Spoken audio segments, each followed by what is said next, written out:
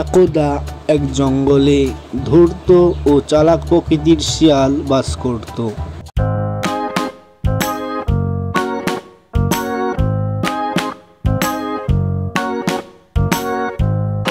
একদিন এক সারস হঠাৎ এই রাস্তা দিয়ে যাচ্ছিল।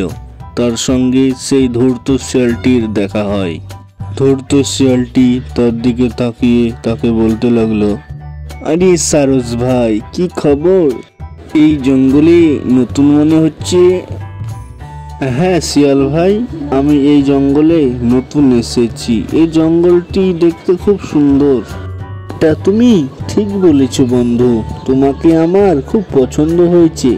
বন্ধু, তোমার নিমন্ত্রণ রইল, তুমি অবশ্যই আগামীকাল আমার বাড়ি যাবে।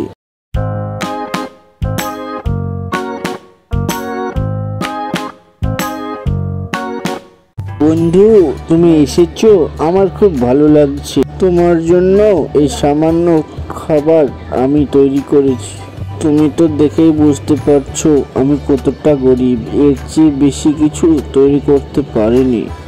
সারসটি খাবারের পাত্রে যখনই মুখ দেয়, সারসটি বুঝতে পারে তার ঠোঁটে প্রচন্ড ব্যথা করছে।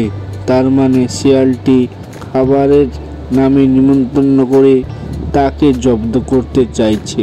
এদিকে শিয়ালটি মুচকি মুচকি হেসে আনন্দ নিচ্ছে।